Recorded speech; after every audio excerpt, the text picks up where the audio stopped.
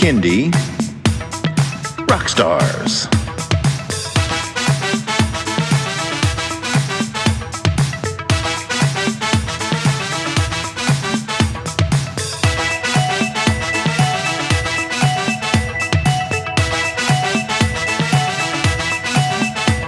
Prepare for a treat, let's meet and greet some bands and singers that are super sweet, making music that's fun for boys and girls. Help them learn about this great big world. Fun for the family, yes it's true, your kids will love it and you will too.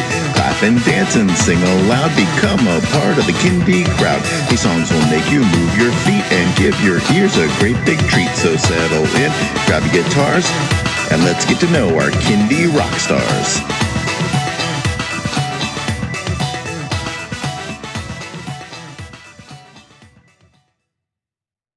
Hello everyone, and welcome to Kindy Rockstars. This is the show that gives you the stories behind the songs from some of the best bands and singers that are making fun, informative, educational, catchy, and occasionally silly songs for children and families. I'm your host, Patrick Adams, and each episode of Kindy Rockstars will feature an artist and a featured song. So let's get to this week's show.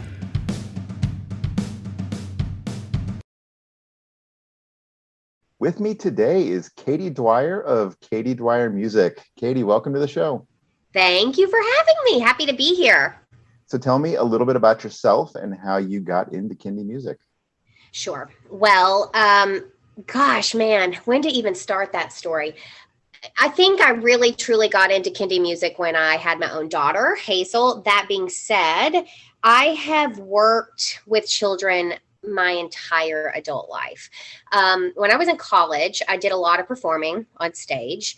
I did a lot of dancing, a lot of singing. I decided that I was going to be a big Broadway star. I moved to the big city and just, hit it big. And so I was really quick to connect with a family who needed a nanny out in Westchester.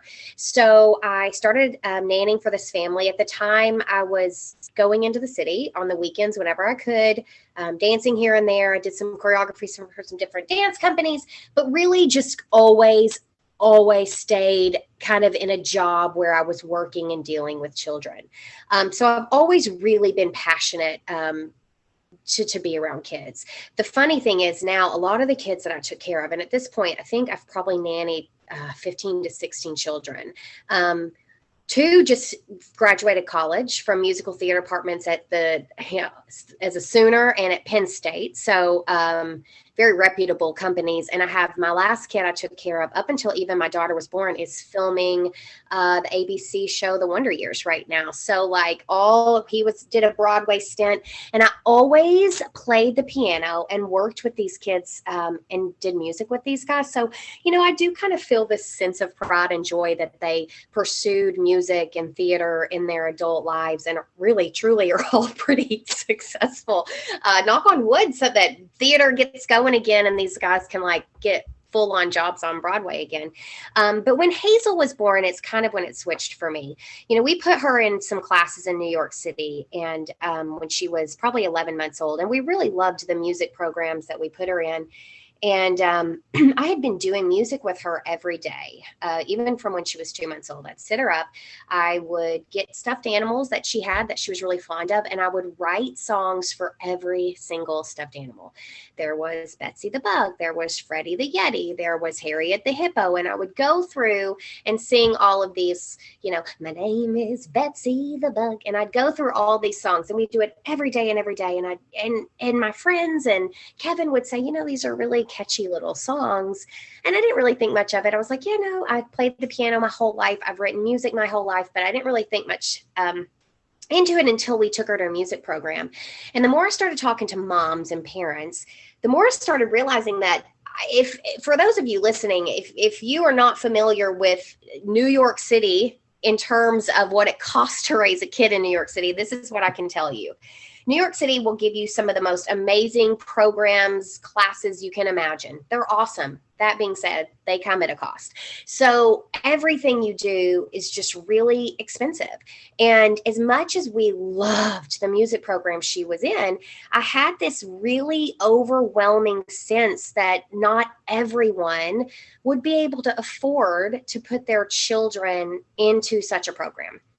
And, you do that. And then I thought, well, what if somebody wants to do music and they want to see if they will love dance and they want to see if they love guitar? How can these families afford to do all of that and then put them into twos programs? And it just became so overwhelming to me that I went home and I said to my husband, I think I can do this. I think I can create a reputable competing, and by competing, I just mean financially, music program that is clever and fun and smart and educational at a fraction of the cost. And I get a lot today from people like, you can charge way more than you do. And I think I know that, but it's just never been my mission. I really want to provide people music, and I want people to experience that, and I want children to experience that. And so I do have a financial promise. Like, if anyone is legitimately going through any hard times, just talk to me and we will work something out, because I really feel like every kid needs to experience music at a young age in their life, because it's just so vital for their developmental growth. But that's when I sat down and decided, this is what I'm going to do. How can I, though, make my music program different from every other program in the city? And the way that I was going to do that is, I know I'm going to write all the music and it's going to be mine. So I sat down one night. This is a true story. One of the songs that we're going to listen to today, I sat down one night and I thought, okay, I need a theme song. I need a song that I can start every class with. And here's the deal. Every single song we do in my class or on my album has some, and eventually, hopefully, there will be YouTube stuff out that will help parents kind of guide their kids along with what to do in each song. But there is a purpose in terms of what each child is doing in the song. So I thought, I try to incorporate a lot of sign language. So I said, I'm going to write a theme song, and it's really just going to be about music and joy. And I'm going to incorporate two very simple signs that kids can communicate to their parents if they can't speak yet on how to communicate that this is the song I want to hear, or this is the song I really love, or I want to listen to. So I sat down and I wrote a song called Music Makes Me Happy. It is so simple. It is verse, chorus, verse, chorus. When we do one bit, we tap our knees and clap our hands. And at this point in class, every child and parent knows exactly what to do. And from that, it just kind of spiraled into this. I think that night I must have written 6 or 7 songs. Honestly, several of which are on my album, some that will go on future albums, but Zoom Zoom, Music Makes Me Happy, Jungle Safari. I sat down and just started writing. And that's kind of when I realized, I thought, well, my kid is the best person to test this on. So I started singing with Hazel, and I realized, well, these are pretty catchy. And, we're pretty lucky in that a lot of her best friends' parents are either Broadway performers or have been in the industry. And so I started singing some of my songs to those guys, and they were like, Katie, you got to do this. Like, you got to do this. We don't mind singing your songs. We don't mind listening to your songs.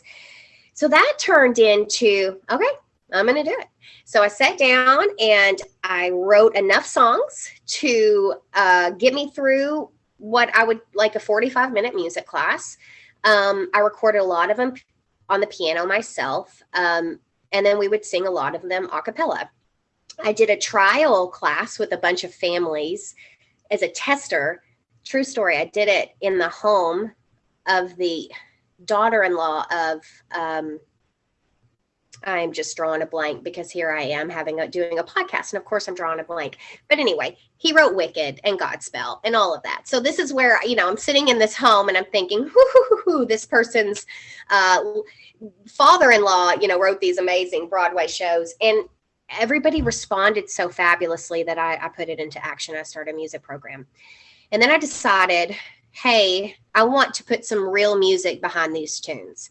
So I contacted a friend of mine who played a long time in Nashville and did some different stuff for some different bands, who opened a studio in Arkansas called Haxton Road Studios. We were college friends. Oh, it is the most beautiful new studio you can imagine. And I said, hey, I'd love to record some of my songs because I have a music program. What's it going to cost me? How can we do this? He put me in touch with a lot of his studio musicians who are just out of this world. And originally it started off, I just need the instrumentals. I wanted just accompaniment to get me through these classes. And I learned quickly after starting the classes and having all these families say, hey, do you have lyrics that we can listen to at home? My kid only wants to sing your music. So I thought, okay, we're going to do an album. I'm just going to do an album. And so we started out with the instrumentals. I was so lucky. I had, some of these first classes, I think Jordan Sparks came to a couple of my classes with her son before they moved back to LA after she did a stint in a Broadway show. And I had a lot of Broadway people in my classes. And so I had some pretty fun people in class to kind of demonstrate some of these songs to. I really want families to enjoy music with their children. And I know it's really easy for us as adults to say, but of course we love listening to music. But listen, I'm a mom of a toddler, and there are songs that I love dancing and listening to with her.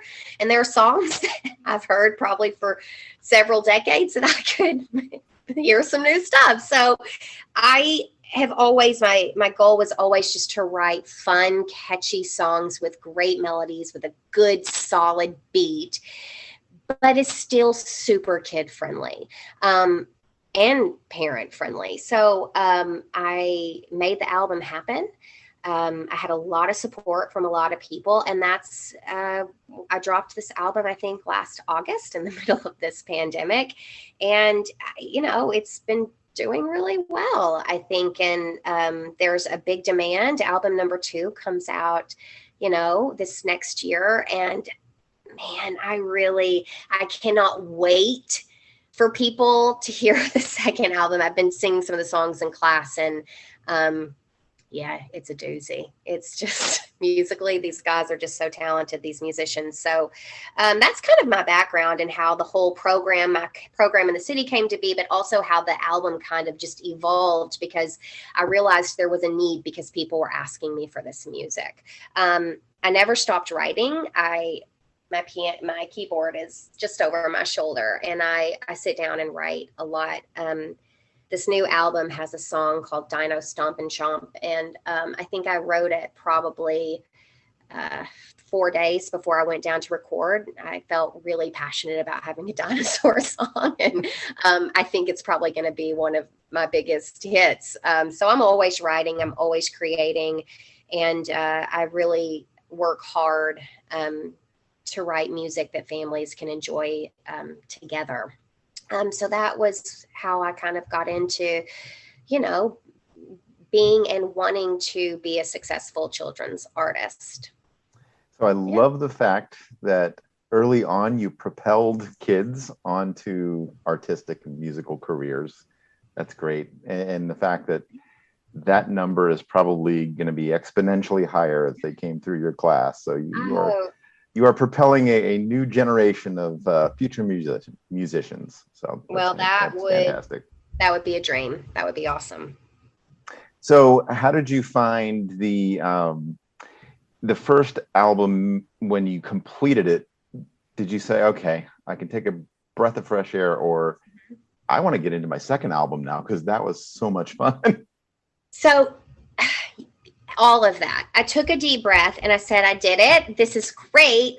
And man, for anybody, and I know so many people who listen to this blog or musicians who have interviewed with you know, there is something so powerful and magical about being in a recording studio, especially when you are in with guys that have toured with gracious knows who and are just so outrageously talented. I mean, these guys will chart my music, watch me play it on the piano. My pianist will watch me play it. He'll chart it in about 5 to 10 minutes. And then we gather around the piano and we sing through it with him on the piano. And then we talk as a group on what vision or we see, how we see the song going. And I kid you not, 5 minutes later, these guys are playing the most insane composition of one of my songs. I mean, the first time I did it, I literally was in the sound booth, like crying, because I was just like, blown away first by their talent, and two, just seeing a dream come to life. So there was a big breath of fresh air, like, oh my gosh, I can't believe I did this. Like, here we are. It's up. People can listen to it. But then you do catch the bug, and you realize soon that, like, while it might be new to some of your listeners, I'm hoping you guys, if you're listening today, you'll start listening to music. It might be new to you, but I've been singing it for, 2 years. So I get real, like, I need new material. I need new material. It's not as important for children. And I say that, and I try to tell my parents all the time, like, look, and they all know, because I have enough songs to get me through a couple classes. All the songs I do in class aren't particularly album worthy songs. And that's not that they're not great songs. They're more geared toward classes. And, but I say, like, kids really love feeling like they have control over something. And I don't mean that in a negative way. If we sing one of my songs and they know what's about to happen, they find power in that. And you can sense it. You can see the excitement in their face grow, because they know that we're going to sing X, Y, and Z, and this is the move they're going to do it in, and it really excites them. So I always tell parents, I'm like, listen, guys, after class, I know this might seem like we kind of stick to a structure and we're doing something kind of the same every week, but this is so vital to children because it gives them the opportunity to really focus in and learn something rather than just quickly moving on. So that being said, though, I find that it's just more fun for me and parents to kind of have a bigger repertoire, to kind of go through and mix it up more. Today I had a class in the city, and we did a song that we haven't sung for probably, I don't know, 5 or 6 classes. And I could tell, like, everybody's like, oh, great. We haven't done this song in so long. And I'm slowly kind of introducing new pieces each week. But it's really nice to kind of introduce new music. So the next album will have 22 songs, which is quite bigger than this one. And then, listen, I could put down 28 new songs, if I'm honest. I have that much material, but, we'll save those for another day. And also it's expensive to produce an album. So you have to kind of pick and choose, but you do get the bug. I just basically always want to be recording. And there is something to be said about kind of waiting and letting one kind of set in before you're just pumping something else out. But I am so psyched for this new music because, like anything, as an artist, you also just evolve. And I love my first album. It's my number one baby, but man, I really love some of the music on this second album. And I love hearing from people that they're singing it when they wake up at 3 a.m. So that certainly makes me very happy to hear. But yeah, I'm ready to get back at it. I'm always trying to pump out music, and it gets tough. Like, you get stuck in these modes where you think, oh man, get out of F, G, C, and B flat. You got it, because you can get in a rut where you start thinking like everything's sounding the same. So sometimes you need a mental break. And, this second album, I thought, well, we're going to just hit it up. We're going to do some disco stuff. We're going to do some, so you get into different areas where you try things out and they just work. But I am ready to go. But I'm also excited for people who have not experienced my music to just enjoy this first album as well with their kids. Yeah. All right. Well, let's do it. Are you ready to get into a song? Yeah, let's do it. Our song today is called High City Squirrel. So Katie, tell us about this song and about the squirrel maybe that inspired it. There wasn't one particular squirrel, but there were a lot of squirrels that inspired this song. Well, here's the deal. New York City has a lot of squirrels, like everywhere else in the world, in Central Park. And for whatever reason, tourists are enamored by the city squirrels. And I was walking to the playground with my daughter, and I saw this little squirrel kind of run in front of us and stop in the grass, and its little bushy tail was kind of, doing that little quick vibraty shaking motion. And I said, my husband was with me, and I said, stop. And I picked up my phone, and I'm going to show you this practice. You'll be able to see me. And I said into my phone, hi, city squirrel with the bushy tail. You eat nuts, you climb trees. And I started like naming off really quick things about squirrels.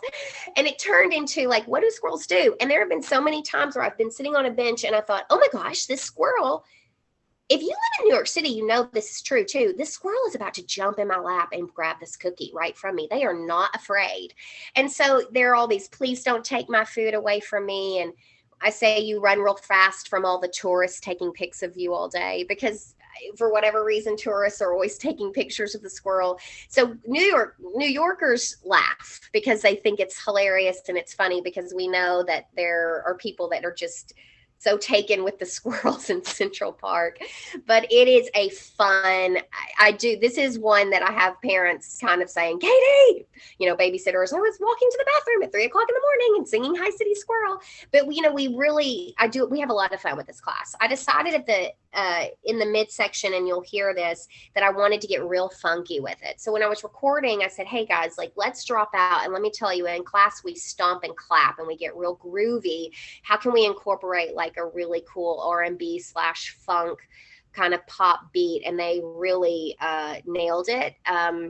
But we tap our knees, we put our hands behind our back and do a bushy tail. We pretend to eat nuts and climb trees.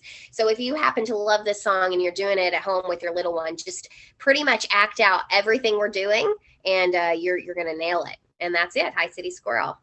Yeah, I totally get the inspiration for the song. I've been to Central Park many times. This is really a cute and bouncy song. Yeah.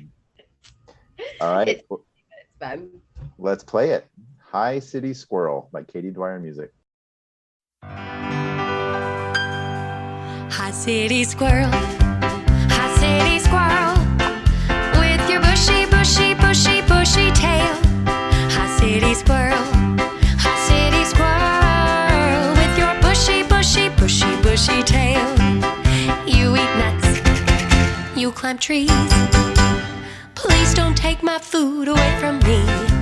You run real fast to get away from all the tourists taking pics of you all day.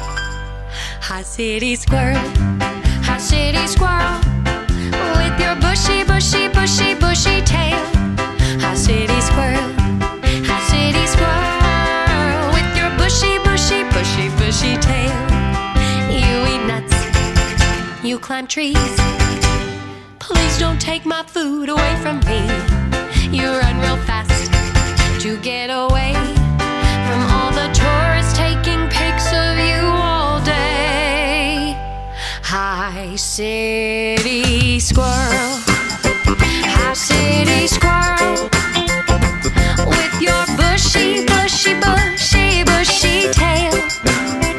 Hi City Squirrel, City Squirrel, with your bushy, bushy, bushy, bushy tail. Hi City Squirrel, with your bushy, bushy, bushy,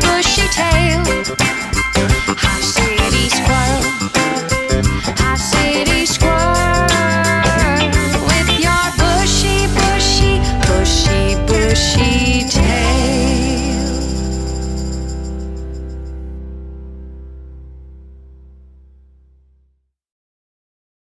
That was Hi City Squirrel by Katie Dwyer Music. All right, Katie, tell everyone where they can stream and download that song and where they can find you on social media. You can stream and download that song anywhere that you can stream and download. So let's Pandora, Spotify, Google, Amazon. You can buy it on iTunes. You can download it on iTunes. So if you've got the streaming service, you can find it under Katie Dwyer Music. Excellent. Well, Katie, thank you so much for doing the show. It's been an absolute pleasure. Thank you. All right. Take care.